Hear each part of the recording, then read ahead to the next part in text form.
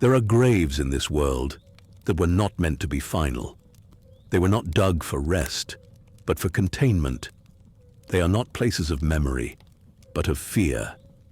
Look closely at the margins of old churchyards, at lonely crossroads, and beneath the wild gorse of a windswept hill. Here the earth holds a chilling secret.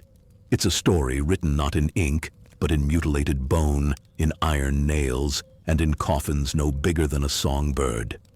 It is the story of a fear as old as parenthood, as visceral as death itself, the fear of supernatural theft, a fear that what you have buried is not truly gone, or worse, that what you have brought into your home is not truly yours. These burial practices, born from terror, were a desperate attempt to impose order on a world where the boundaries between the living and the unquiet dead were perilously thin. Pull a chair closer to the fire and mind the shadows in the corner of the room. Welcome to the Candlelight Historian. Chapter 1. The Shadow of the Cradle. Fear of the Changeling. Our story begins not in a graveyard, but in the most sacred of spaces, the home. In the pre-industrial landscape of Britain, the belief in the changeling was not a mere nursery tale, but a potent and terrifyingly real social and psychological framework. A changeling was a fairy impostor, left in the place of a stolen human child. This dark lens was how communities rationalized the inexplicable tragedies of infant mortality, congenital disease, and developmental disability. The changeling myth transformed the heart of the family into a potential battleground, a place where the most cherished bonds could be corrupted by a malevolent, otherworldly presence. The folklore of this fairy theft is precise in its pathology. The supernatural entities, the fairies, the Tylwyth Teg in Wales, or the Alsi in Ireland, were predators of opportunity. They preyed upon those in states of weakness and transition. Their most common targets were infants, especially before the protective rite of baptism had sealed their souls to the Christian God. An unbaptized child was considered spiritually unclaimed, existing in a perilous limbo that left them susceptible to fairy influence. The danger also extended to new mothers, themselves in a liminal state of recovery and also at risk of being taken. The motives for these supernatural kidnappings were varied and chilling. One belief held that the fairy race was dwindling, and they sought to strengthen their bloodline with robust human stock. A darker tradition, particularly common in Scotland, claimed the stolen children served a more horrifying purpose. They were a tithe, a periodic payment of souls made to hell to secure the fairies' own existence. This threat was not constant.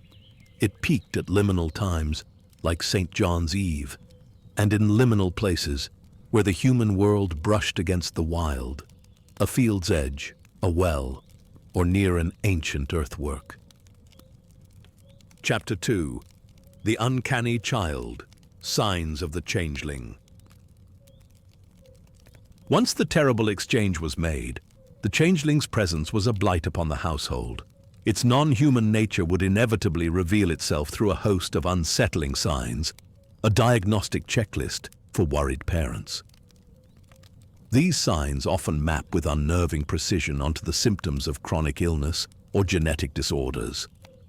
The changeling was often described as a shag or a crimbil, a puny, stunted creature with a wizened, ancient face that seemed utterly wrong on an infant's body. Its cry was incessant, and its appetite was voracious, yet it never seemed to gain weight, a parasitic entity draining a family's precious resources. More terrifying than its physical state was the changeling's occasional betrayal of its true, ancient intellect. The creature would try to hide its intelligence, but it could be tricked into revealing itself through shock. The most famous method was the brewing in an eggshell test. A mother would perform a bizarre, nonsensical task, like pretending to brew beer in a hollowed-out eggshell.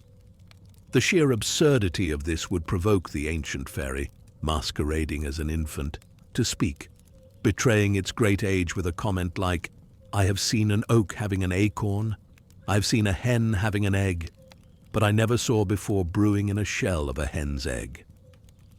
In that moment of horrifying confirmation, the sickly infant was revealed as a cunning, malevolent intelligence that had infiltrated the home. In some traditions, the horror was amplified by the belief that the creature in the cradle was not a living being at all, but a stalk, a piece of enchanted wood, often rowan, given the glamour of a child. This enchanted object would appear to sicken and die, but upon its death, the glamour would fail, and the grieving parents would be left not with the body of their child, but with a pile of rotting wood. Chapter 3. Brutal Remedies, Driving Out the Changeling. This belief system, while serving as a coping mechanism, had a dark and violent core. The methods for expelling a changeling were invariably acts of extreme cruelty. The grim logic was that fairies, while cruel to humans, were protective of their own kind. Therefore, the changeling had to be tortured to force them to take it back.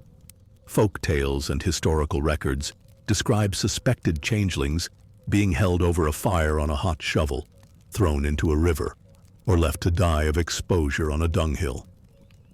This provided a terrifying permission structure, transforming what we would call child abuse or infanticide into a necessary ritual act.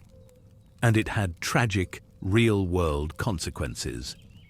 In 1826, a 4-year-old Irish boy named Michael Leahy, who was unable to speak or stand, was drowned by a wise woman in the belief this would force the return of the real child. The most infamous case is that of Bridget Cleary, a 26-year-old Irish woman who was burned to death by her husband and family in 1895. After she fell ill, her husband became convinced she was an adult changeling, a fairy substitute for his real wife. The torture and subsequent murder were, in his mind, a ritual to drive the fairy out and bring his true wife home. Crucially, these brutal acts were seldom carried out in secret. They were often legitimized by a communal consensus that this was a necessary purging of the wrongness that had invaded their community. Chapter 4. Binding the Dead, Revenants and Dangerous Corpses. While one terror invaded the home from the outside, an equally potent threat arose from within the community itself, the fear of the dead who would not rest. British folklore is filled with accounts of the dangerous dead, reanimated corpses known as revenants that would claw their way from the grave to plague the living. The revenant was a corporeal threat, a physical body that emerged from the earth. The 12th century cleric William of Newburgh documented numerous accounts. His descriptions are visceral and unsettling. He writes of corpses that wander the night-spreading plague, their bodies swollen to an enormous corpulence, with its countenance beyond measure, turgid and suffused with blood. When the grave of one such creature was opened, it was found to have disgorged so much blood that it might have been taken for a leech filled with the blood of many persons. Those who were evil or excommunicated in life were prime candidates to return. But so too were those who suffered a bad death, victims of murder, accident, or suicide.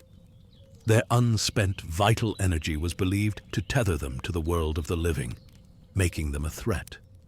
Their bodies required special apotropaic measures to ensure they remained in their graves. Chapter 5. Archaeology of Fear, Wharram, Percy, and beyond. For centuries, these tales were confined to folklore, but archaeology has provided stark physical confirmation.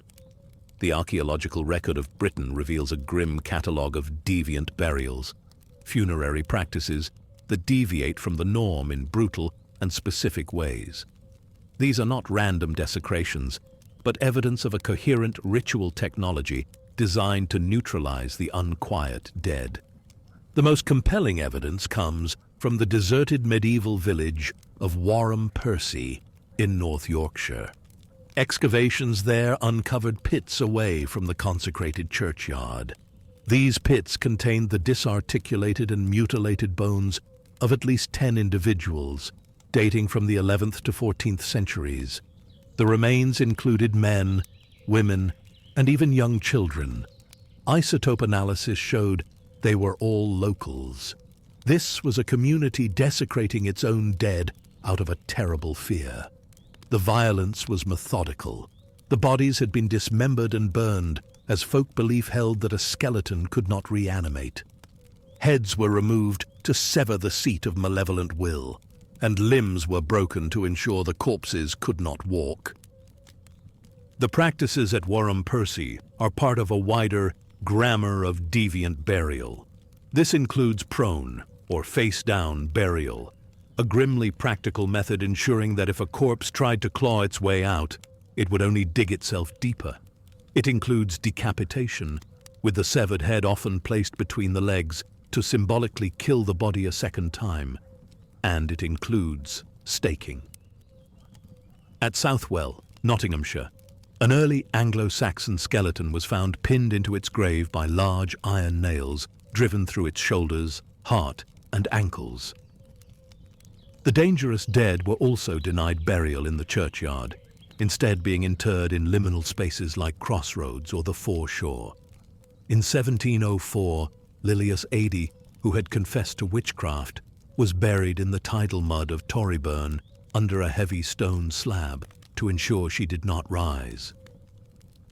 Chapter 6. The Coffins on the Hill. Arthur's Seat Mystery. Sometimes the anxieties of the past leave behind a mystery so strange it defies easy categorization. In June of 1836, a group of boys hunting for rabbits on Arthur's Seat, the ancient peak overlooking Edinburgh, stumbled upon one of Scotland's most enduring enigmas. In a small cave, they found 17 miniature coffins, each just under 4 inches long, stacked in 3 tiers.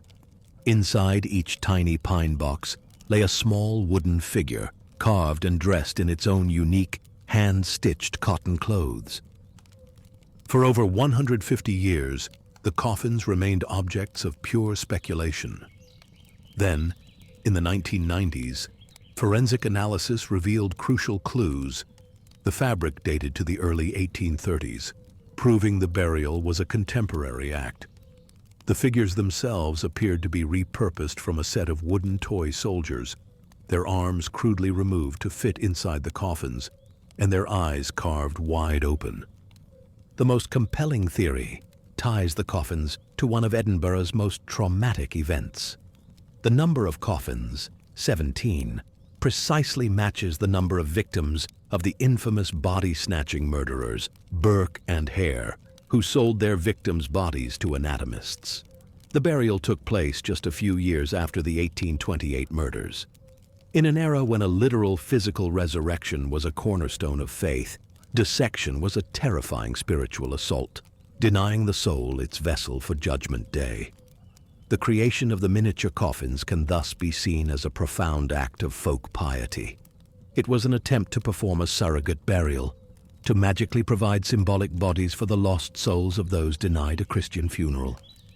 The creator may have used the dark grammar of witchcraft. Effigies, secret interment in a place of power, not to curse, but to save. Chapter 7. The Grammar of Protection. Folk Technology of Defense. This entire system of belief was underpinned by a sophisticated grammar of protection, a set of materials and symbols believed to possess specific apotropaic or evil-averting properties. This was a folk technology deployed in funerary rites to create a layered defense system designed to repel, bind, and trap, ensuring that the boundary between the living and the other world was maintained. Across the British Isles and Scandinavia, cold iron, was held as the ultimate defense against supernatural entities. Its power was thought to stem from its relative newness. Spirits and the good folk were beings of an older Bronze Age world and were thus repelled by this harder metal. A knife or fireside tongs placed across a cradle was a standard method for protecting an infant. In a funerary context, the iron nails used to seal a coffin were more than a structural necessity. They formed a magical cage to contain the spirit within. This power was so respected that even nails extracted from old tombs were considered potent charms, capable of being hammered into a home's threshold to ward off nightmares. If iron was the shield against fairies, the rowan tree, or witchwood, was the primary defense against witchcraft.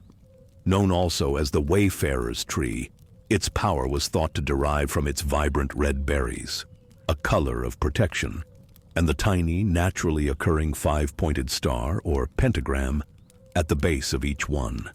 An equal-armed cross made from 2 rowan twigs and bound with red thread was a common talisman, often created while reciting an incantation. Rowan tree and red thread make the witches tine their speed. Even on the final journey, pallbearers would sometimes rest a coffin under a rowan tree, a ritual pause intended to imbue the deceased with the tree's power to deter evil. Salt and stone were 2 of the most elemental materials used, one for spiritual purification and the other for crude physical restraint. Salt, a universal symbol of purity and preservation, was sprinkled in the coffin to relieve the sins of the dead.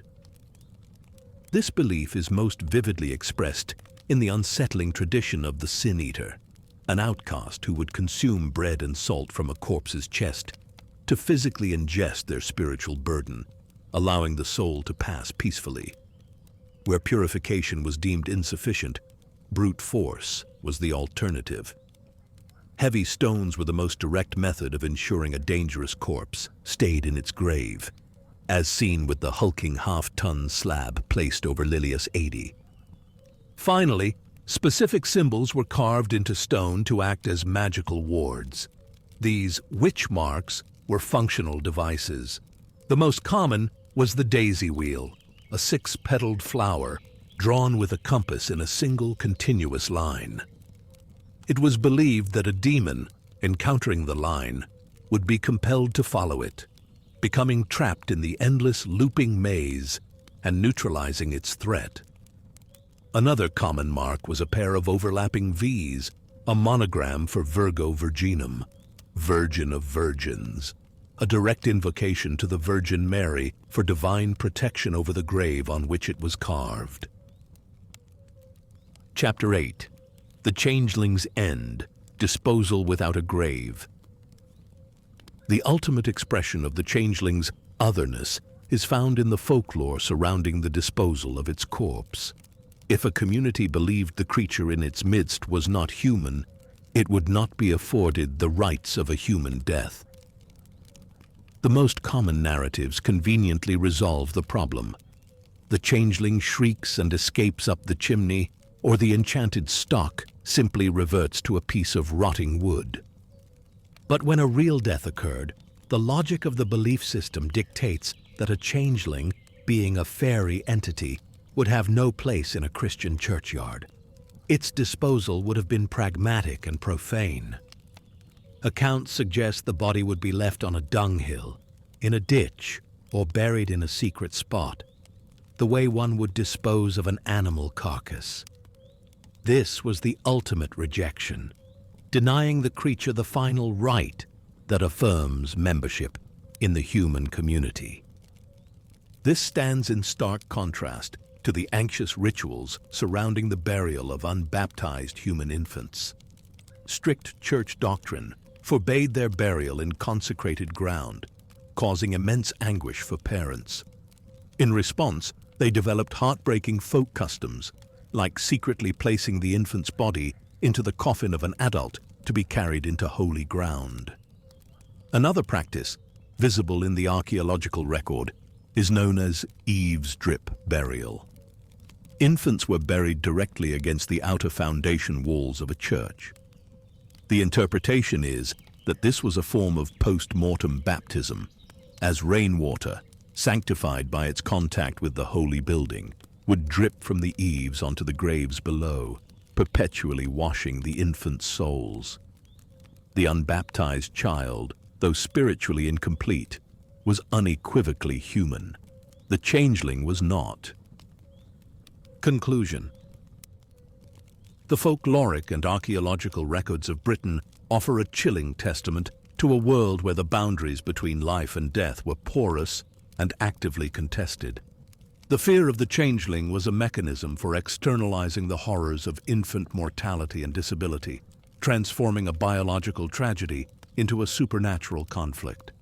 At the same time, the fear of the revenant prompted a systematic, ritualized response, a communal defense designed to physically and magically neutralize a threat from within. The enigmatic miniature coffins of Arthur's Seat stand as a unique synthesis of these anxieties.